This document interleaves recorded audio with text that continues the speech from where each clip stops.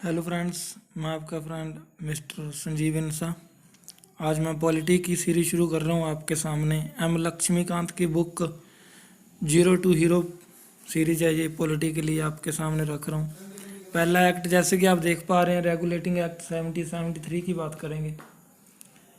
Britishers 1600 ईस्वी 1600 जो year था, उसके अंदर महारानी एलिजाबेथ से परमिशन लेके 1608 में इंडिया में आते हैं। तो 15 साल की मोनोपोली ट्रेड, ये अकेली ईस्ट इंडिया कंपनी ट्रेड कर पाएगी, ये परमिशन लेके वहाँ से चले थे। तो इतने साल बीत जाने के बाद 1773 क्या होता है, 1773 में ये एक्ट लाने की ज़रूरत क्यों पड़ती है? क्योंकि 1757 में ब्रिटिशर्स को समझ आ चुका था भी इंडिया को गुलाम बनाया जा सकता है, क्योंकि इंडिया के लोग बिकाऊ हैं। जैसे सिराजुद्दौला का जो सेनापति था मीर जाफर, वो बिक गया था। लॉर्ड क्लाइव ने उसे राजपाट का जब लालच दिया तो उसने अपने ही मालिक में सिराजुद्दौला राजा के साथ गद्दारी की और प्लासी के युद्ध में उसे हरवा दिया। फिर 1764 में उन्हें पता चलता है बक्सर के युद्ध में भी ऐसे होता है। तो ये दो जब युद्ध हो चुके थे तो ब्रिटिशर्स को समझ आ चुकी थी भी इंडिया को हम गुलाम कर सकते हैं। हालांकि ये परमिशन लेके चले थे वहाँ से ट्रेड के लिए, लेकिन आके पता चलता है 150 साल तक इनको पूरी तरह पता चल जाता है भी कैसे इंडियंस को गुलाम बनाया जा सकता है। इनको 1757 में पहली झलक दिखी थी भी हम इंडिया के ऊपर रूल ओवर कर सकते हैं, इनको गुलाम बना के रख सकते हैं। तो फिर 1773 में ये रेगुलेटिंग एक्ट और ये किसने स्टार्ट किए, क्यों हुए, क्या ये फंडा था? तो ब्रिटेन की पार्लियामेंट ने देखा भी जो ब्रिटिशर्स थे इंग्लैंड के अंदर पूरी तरह फेमस हो चुके थे भी ये लुटेरे हैं, इंडिया को लूट लूट के खा रहे हैं। तो वहाँ की जनता इनसे डरने लग गई थी। तो ब्रिटेन की पार्लियामेंट ने ईस्ट इंडिया कंपनी की छवि को सुधारने के लिए और अपने जो इनका इंडिया के ऊपर जो शासन था उसको पुख्ता करने के लिए रूल एंड रेगुलेशंस के साथ ये एक्ट लाने शुरू किए। पहला एक्ट ये लेके आते हैं रेगुलेटिंग एक्ट 1773। फिर ऐसे 20-20 साल करके इनके एक्ट आते हैं। ये क्या फंडा था भी? पहला 1773 में आ रहा है, दूसरा 1793 में आ रहा है। तो ये क्या था, 15 साल की परमिशन लेके चले थे महारानी एलिजाबेथ से भी ईस्ट इंडिया कंपनी 15 साल ट्रेड करेगी। फिर 20-20 साल करके इनकी परमिशन बढ़ती चलेगी। अब पहला एक्ट आ रहा है रेगुलेटिंग एक्ट 1773 में, इसके बाद में 20 साल बाद में आएगा दूसरा जो मेन एक्ट आएगा 1793 में चार्टर एक्ट आएगा। फिर 1813 में एक्ट आएगा। फिर 1853 में आएगा। 1857 की जो रेवोल्यूशन होगी फिर एक्ट आएगा। तो 1857 की रेवोल्यूशन के बाद में फिर एक्ट आना है। तो ये एक्ट 20-20 साल के बाद एक्ट आते चले गए और ये परमिशन बढ़ती चलेगी ट्रेड के लिए इनकी। पहला एक्ट रेगुलेटिंग एक्ट, इसके बारे में बात करते हैं।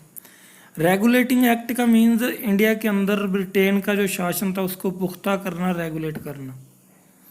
ब्रिटेन के अंदर दो टीमें बनती हैं। पहली टीम बनती है कोर्ट ऑफ डायरेक्टर्स और दूसरी बनती है कोर्ट ऑफ प्रोप्राइटर्स।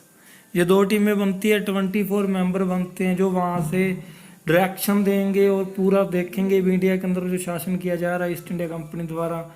इंडिया को एक तरह का गुलाम बनाया हुआ है, जैसे मीन्स तब पूरी तरह पर गुलाम नहीं थे, धीरे धीरे करते पूरी तरह इन्होंने ईयर बाय ईयर इंडिया को गुलाम कर लिया। तो ये सारा वहाँ से वर्किंग देखेंगे। तो रेगुलेटिंग एक्ट के लिए आपने याद रखनी है भी दो टीमें बनती हैं ब्रिटेन के अंदर जिसमें 24 मेंबर रहते हैं। फिर इंडिया के अंदर क्या होता है, इंडिया में 3 प्रेसिडेंसी थी। जब ब्रिटेन वाले इंग्लैंड वाले इंडिया में आते हैं ना, तो आते ही वो 3 सेंटर बनाते हैं जहाँ से उन्होंने शासन करना है। पहला सेंटर बनता है इनका बॉम्बे, दूसरा मद्रास, तीसरा बंगाल। मीन्स वैसे पहला बंगाल, दूसरा मद्रास, तीसरा बॉम्बे। ऐसे जब आप ऊपर से नीचे की तरफ आएंगे इंडिया के मैप में देखेंगे तो ये 3 प्रेसिडेंसी बनती हैं। जो बंगाल काफ़ी बड़ी प्रेसिडेंसी थी, उसका जो गवर्नर था, मीन्स तीनों में एक गवर्नर इन्होंने अपॉइंट किया था। तीनों का देख रेख देखा जाएगा। में इंडिया में तीनों की जो व्यवस्था देखने के लिए 3 जगह इन्होंने सेंटर पॉइंट बनाए, 3 गवर्नर लगा दिए। जो बंगाल सबसे बड़ा एरिया था, सबसे बड़ी प्रेसिडेंसी थी, उसके गवर्नर को गवर्नर जनरल बना दिया गया। अब वो काम देखेगा मद्रास और बॉम्बे में जो रह रहे हैं गवर्नर उनके काम को देखेगा। तो पहली बार जो गवर्नर की पोस्ट थी बंगाल के अंदर वो गवर्नर जनरल बन गया। दूसरा चेंज ये होता है जी। तीसरा चेंज होता है 73 में बोल दिया जाता है भी इंडिया में जस्टिस न्याय के लिए जुडिशरी की स्थापना होगी। उसके तहत 74 में कोलकाता के अंदर पहली बार, ये याद रखना आपने, कोलकाता के अंदर 74, तो कोलकाता के अंदर पहली बार सुप्रीम कोर्ट बनती है 1774 में। ये 1773 के रेगुलेटिंग एक्ट के तहत ही बनाई जाती है। तो एक जो मेन इसका रेगुलेटिंग एक्ट, इसका नेम दिया गया एक्ट का, तो ब्रिटेन की पार्लियामेंट का जो कंट्रोल था इंडिया के अंदर ईस्ट इंडिया कंपनी के ऊपर वो पुख्ता हो लिया था। इससे रेगुलेट कर दिया गया था, वो उनके अकॉर्डिंग चलेंगे। जैसे मैंने आपको पहले बताया वहाँ 2 टीमें बनी, court of directors and court of proprietors. तो नेक्स्ट चेंज क्या था, इंडिया के अंदर जो बंगाल का गवर्नर था उसे गवर्नर जनरल बनाया गया था।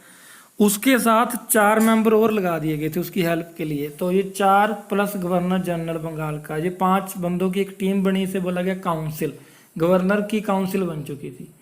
अब गवर्नर इंडिया के अंदर काम करेगा, इसके साथ 4 बंदों की टीम है, तो टोटल 5 बंदों की ये टीम इंडिया में काम करेगी। 2 टीमें ब्रिटेन से इंडिया के अंदर ईस्ट इंडिया कंपनी के ऊपर कंट्रोल करने के लिए बैठी हैं, जिसके 24 मेंबर हैं। ठीक है जी। अब क्या होगा, ये 5 मेंबर है, इंडिया में कोई भी काम करना है तो जिसमें जो काम इनको लगता है भी हमें करना चाहिए, 5 में से जिसकी तरफ 3 ने यस बोल दिया वो काम उस तरफ यस और नो की तरफ चला जाएगा, मीन्स मेजोरिटी। ये मेजोरिटी का फंडा यहाँ से आता है। मीन्स अब देखिए इंडियन पार्लियामेंट के अंदर ये जो मेजोरिटी का सिस्टम है, तो ये रेगुलेटिंग एक्ट में पहली बार ये मेजोरिटी का सिस्टम देखा गया था। मीन जो गवर्नर जनरल की काउंसिल थी उसमें 5 बंदे, जिसमें 3 ने यस बोला उस तरफ वो काम हो जाएगा, अगर नो कर दी तो वो काम नहीं होगा, 3 एक ज़्यादा है। तो ये मेजोरिटी का सिस्टम यहाँ से लिया जाता है। मेजोरिटी यहाँ से आई, सुप्रीम कोर्ट यहाँ से आती है, टीम में यहाँ बन रही हैं, गवर्नर से गवर्नर जनरल बन रहा है, फिर आगे जाके ये वाइसराय बन जाना है इसने, वाइसराय आगे जाके इसी पद को क्या करना है, राष्ट्रपति के पद में चेंज कर देना है। तो 1773 से लेके 1947 तक जितने एक्ट आते हैं, इन एक्ट को बोला जाता है इंडियन कॉन्स्टिट्यूशनल डेवलपमेंट, भारतीय संविधान की कार्यशैली। ठीक है जी। तो ये ईयर जितने एक्ट आएंगे एक एक करके सारे एक्ट करवाए जाएंगे, पूरी की पूरी बुक आपको करवाई जाएगी। जुड़े रहिए आप हमारे साथ, चैनल को लाइक शेयर सब्सक्राइब जरूर करें। तो मैं आपको बता रहा था भी ये सारे एक्ट इंडिया के कॉन्स्टिट्यूशन को लिखने का काम करेंगे। यहाँ से एक एक फंडा आप जैसे देख रहे हैं, सुप्रीम कोर्ट आ गया, मेजोरिटी का सिस्टम आता है, तो ये धीरे धीरे करके जैसे ये एक्ट आगे आप पढ़ते जाएंगे आपको पता चलेगा इनको क्यों इंडियन कॉन्स्टिट्यूशनल डेवलपमेंट के लिए माना जाता है भी ये इन्होंने एक मेन भूमिका निभाई। मीन्स एक मुख्य भूमिका निभाई है। तो दोबारा देख लेते हैं रेगुलेटिंग एक्ट क्या है। एक्ट 20-20 साल बाद आएंगे, क्योंकि 20-20 साल परमिशन बढ़ती चली जाएगी। रेगुलेटिंग एक्ट 73 में पहली बार आया। और सुप्रीम कोर्ट का गठन होता है, गवर्नर को गवर्नर जनरल बनाया जाता है बंगाल में। कंपनी पर ब्रिटेन की पार्लियामेंट का शासन हो जाता है, काउंसिल बनाई जाती है, 4 जो मेंबर हैं गवर्नर जनरल के साथ लगा दिए जाते हैं। तो ये था रेगुलेटिंग एक्ट 1773। आई होप आपको अच्छे से समझ में आ गया होगा। तो अगला एक्ट लेके आऊँगा मैं, डेली एक वीडियो अभी आपको देखने को मिलेगी इंडियन पॉलिटी के ऊपर। तो सारी पॉलिटी अब आपकी मुट्ठी में होगी। Thank you, have a nice time, keep watching, share कर दीजिएगा, लाइक कीजिएगा, सब्सक्राइब कीजिएगा।